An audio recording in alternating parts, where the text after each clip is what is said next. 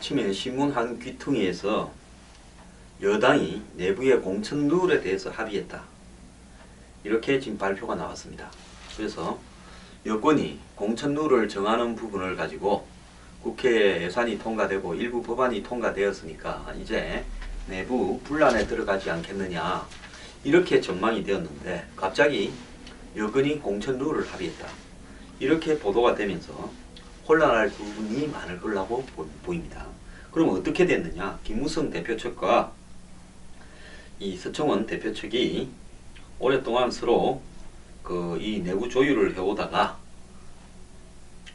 어제 저녁에 서울의 한 식당에서 최고위원들이 만나서 다 합의를 했다는 겁니다. 자, 그러면 합의한 요지는 뭐냐? 크게 한 3가지 정도인데요. 자, 이 결선 투표 제도를 지역구에서 국회의원을 정할 때 도입한다.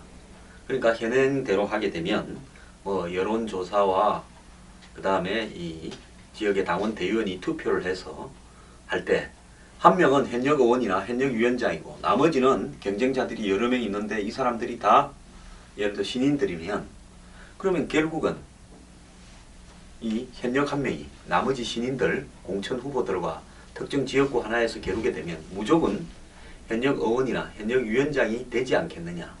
이 문제에 대해서 신인들의 참가나 물갈이를 보장하기 위해서 신인들 중에서 1등한 사람하고 결국은 그러니까 1, 2등 한 사람, 그러니까 최종적으로 2등까지를 뽑는데 1, 2등 한 사람이 마지막으로 결선 투표를 하는 쪽으로 해서 결국은 신인들이 현역 의원이나 위원장과 겨루어서 이길 수 있는 기회를 더 많이 제공한다는 겁니다. 그 다음에 공천과 관련되는 특별기구를 만드는데 거기에서 위원장은 황진화 사무총장으로 한다. 즉 김무성 대표의 뜻이 그 부분은 관철이 되었습니다. 그 다음에 여론조사를 국민 일반과 그 다음에 당원 간의 관계를 어떻게 하느냐 하는 부분은 현행은 5대5로 되게 돼 있는데 이 부분은 지역구 사정에 따라서 그때 다 다르게 하기로 하고 그 부분을 그럼 어떤 지역구는 얼마로 하고 어떤 지역구는 얼마로 하는가 하는 부분은 공천특별기구에서 결정한다. 그러니까 미루어 버린 거죠. 공천특별기구에. 그리고 공천특별기구의 대표는 황진화 사무총장으로 한다. 그리고 아까 말씀드린 1, 2등이 결선 투표를 한다. 이렇게 함으로써 일단 공천까지의 과정에 있어서 한 단계의 합의를 한 것으로 보입니다. 지금까지 내용으로 보면 김무성 대표 측이나 친박을 대표하는 서청원 최고위원 측이나 다 당을 깨거나 이럴 가능성은 거의 없이 이 현재의 자신들의 역학관계를 고려해서 세부적인 룰을 만드는 과정에서 조금 더 자기들이 유리하게 이렇게 하는 행태로 갈 가능성이 매우 높아졌다. 이렇게 볼 수 있습니다. 그래서 새누리당은 총선 전에 사실상으로 당이 깨어지거나 이럴 가능성은 별로 없지 않은가, 이렇게 지금 비춰지고 있습니다.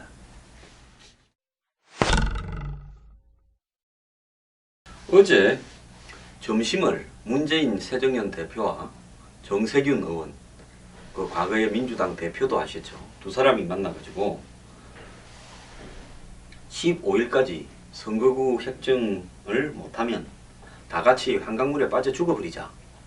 이렇게 죽자고 그렇게 이야기해놓고 어제 오후에 선거구 획정하기 위해서 여야의 대표, 원내대표, 선거구 획정 특위 대표 등이 만나서 이야기를 했습니다. 그래서 이제 지금까지 합의되어 있는 것, 즉 지역구를, 농촌 지역이 많이 없어지니까 지역구를 7개 늘리고 비례대표 지역을 좀 축소한다. 이 부분에 대해서는 원론적으로 양쪽이 합의를 한 것 같은데요. 그런데 그러면 비례대표를 어떻게 개선하느냐 하는 문제에서 또 서로 의견이 엇갈려 버렸습니다. 그래서 어제도 만나자마자 20분 만에 합의가 결렬돼 버렸다는 겁니다. 20분 만에 합의가 결렬된다는 것은 어제 서로 간에 어차피 합의를 할 생각이 없었다는 것을 의미하는 거 아니겠습니까? 그러면 지금 야당이 주장하는 것은 뭐냐면 비례성을 확보해 주라. 그러니까 야당이 전국에서 득표를 40% 했다면 300석에서 40%면 얼마입니까? 120석. 3, 4, 12 하면 120석이죠.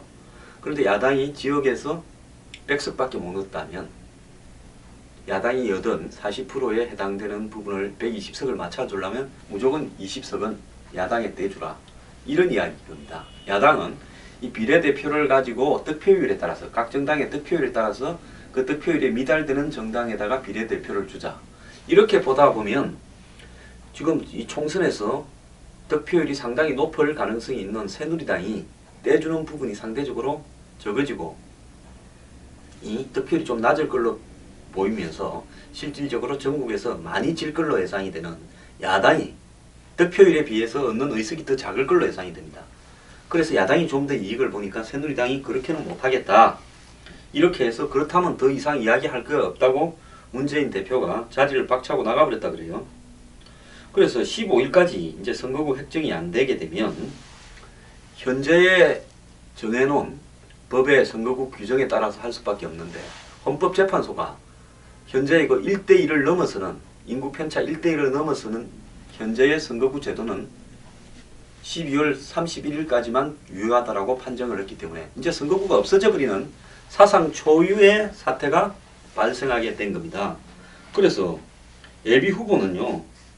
원래 15일부터 예비후보 등록이 되기 때문에 15일 이전에 이렇게 하자는 건데 근데 뭐 선거구 합의가 안 됐으니까 예비후보는 어느 선거구에 가서 뛸지 모르니까 등록을 못하는 거고 등록을 설사 했다 하더라도 보름이 지나게 되면 12월 31일이 되면 기존 선거구가 무효니까 그냥 선거구가 공석에 가버리는 겁니다. 그러니까 한 보름 2주 동안 쫓아다니다가 나중에 자기가 뛸 선거구가 없어지는 겁니다. 지금 희한한 현상이 나타나고 있는데요. 제가 이야기를 들었죠. 문재인 대표와 김문성 대표는 서로가 적대적 공생을 하면서 당 내부의 상황을 갖다가 돌파해 나가려면 최소한 시간을 주지 않는 것이 유리하니까 서로 자리를 박차고 나가는 건 이런 모양을 좀 짜고 일부러 선거구 획정을 갖다가 최대한 안 하려고 하는 거 아니냐. 그래서 현재 친노든 현재 새누리당의 현역 의원이든 현재 해하고 있는 사람이 유리한 쪽으로 가는 것을 서로가 그 보면 서로 싸우고 이렇게 뛰쳐나가 버리고 싸우는 것처럼 보이지만 그 이면에는 둘 다 선거구 획정이 최대한 늦춰져서 그래서 당의 내부 상황이 그냥 이대로 굳어지기를 바라는 그런 생각이 배경에 깔린 거 아닌가 하는 것이 제 생각입니다.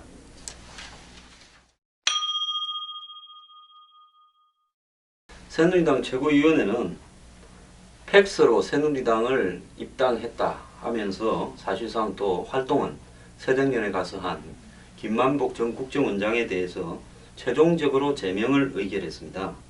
원유철 원내대표는 오늘 오전에 국회에서 최고위원회를 마치고 김 전 원장에 대해서 제명 처리했다 하고 발표를 했습니다. 자, 김 원장은 이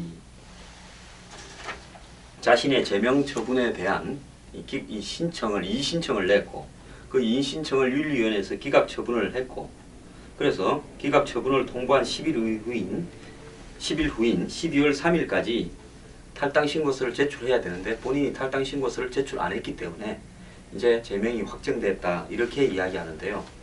제 생각에는 국정원장 중 한 분이 아무하고도 이야기하지 않고 팩스 한 장으로 입당해가지고 사실상 그 당에서 국회의원 출마를 하려 했을까? 그리고 이분이 아무 생각이 없어서 2달 동안 당비를 내었을까? 저는 그렇게 생각하지 않는데요. 일이 잘못 돌아가니까 시치미를 딱 대고 나는 모른다고 한 사람들이 김만복 원장은 좀 야속할 것 같습니다.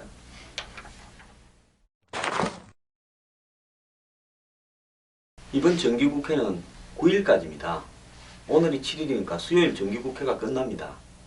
그런데 이 현재 의원이나 정부가 내에서 국회에 계류 중인 법안이 총 몇 개냐? 11,421개랍니다.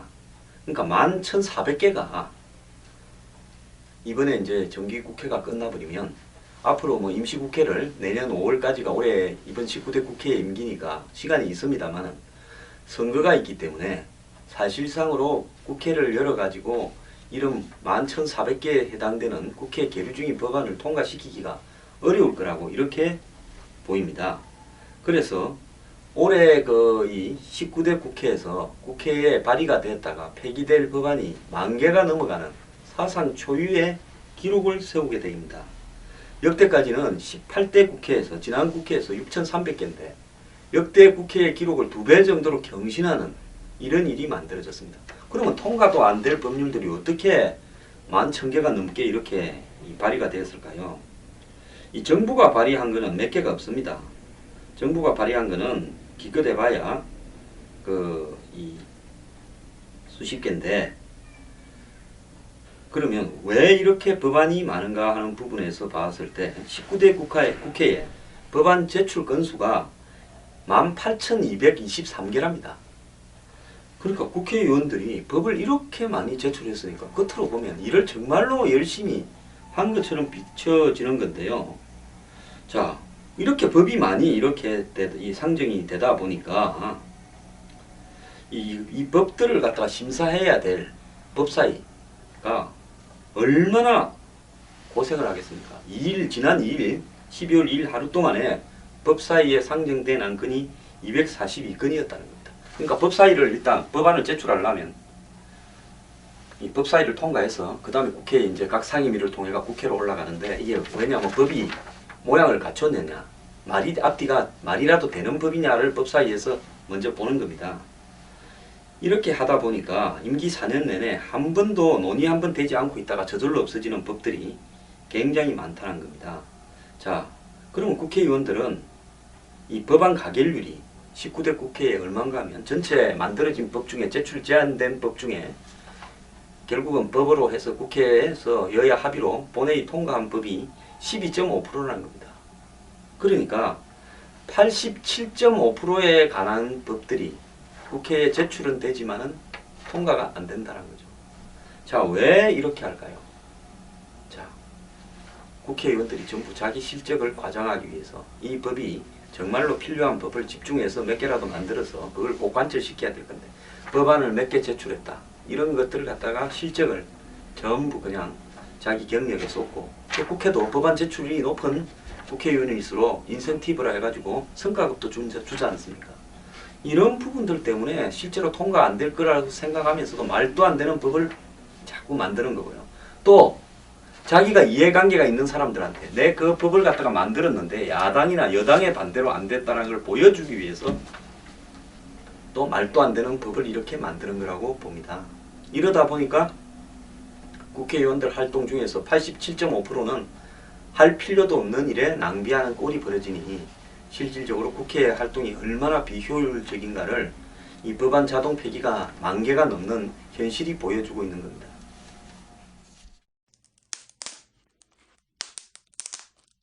지금까지 이산가족 상봉 신청을 한 사람에 비해 가지고 이산가족 상봉이 실제 성사된 사람은 1.5%, 1950명에 불과합니다. 그래서 이산가족 상봉이 된 사람은 로또처럼 굉장히 행운을 얻은 건데요. 그럼 이런 이 663대 1의 경쟁을 거쳐가지고 판문점이나 금강산이나 이런 데서 흩어진 가족을 만난 사람들은 행복할 거냐? 그렇지 않다고 합니다. 아주 만나고 와서 답답해가지고요, 가슴이 더 아프다. 그래서 정신 상담을 받는 사람 숫자가 굉장히 많다고 합니다. 이번에도 역시 금강산을 갔다 온 분들 중에 상당수가 그랬는데요.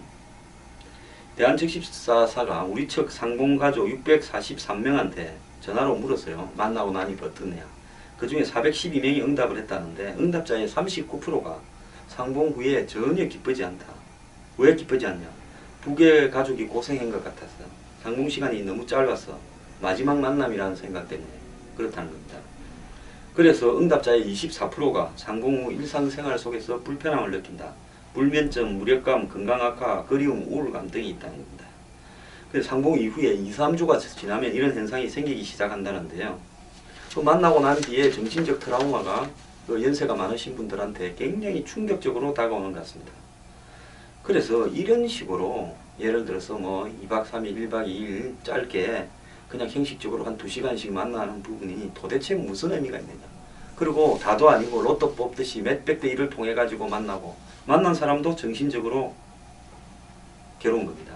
자, 잠깐 만났다가 한두 시간 하다가 밤 끝나면 또 헤어지고 만났다 씻다고, 그리고 하룻밤 같이 자도요. 각자 따로 자고 다음날은 또 상봉 시간에만 만납니다. 이게 면회지 상봉도 아니죠. 그리고 이제 한 번 만난 사람은 영원히 만날 수 없다. 아예 안 만난 사람은 내 이산가족 상봉이라도 한 번 할 것 같은 기대라도 있지만 한 번 만난 사람은 폭탄이 떨어진데 또 떨어지진 않을 거 아닙니까? 그러니까 다시는 나는 못 만날 거다라는 절망감이 또 더 들고 만났을 때 또 고통스러웠던 상대방의 얼굴들이 떠오르면서 아주 괴로워 죽는다고 합니다. 그래서 적십사사가 상봉에 의해 후에 어려움을 겪고 있다는 195명에 대해서 연말까지 이제 방문자 정신 상담 카운슬링을 해주는 모양인데요. 이 사람이 응답자의 47%나 된다는 겁니다. 그래서 지난번까지는 21%만 괴롭다는데 이제 47%나 되는 분들이 괴롭다는 겁니다. 그래서 마음을 치유하는 프로그램을 하고 있다는데 이거 다 형식적이고요. 뭔 도움이 되겠습니까? 그래서요, 본질적으로 이산가족 전면 이 반복 상봉이 되지 않을 때까지 사실 이런 형태의 이산가족 상봉을 하는 것이 남과 북의 정권이 서로 간에 어떻게 자기들이 뭘 하나 해냈다고 보여질지는 모르겠지만은 이산가족을 더 고통스럽게 하는 거니까요. 정상대로 이산가족의 상시 상봉이 안 될 것 같으면 제가 볼 때는 이런 형태의 상봉은 중단하는 것이 좋을 것 같습니다.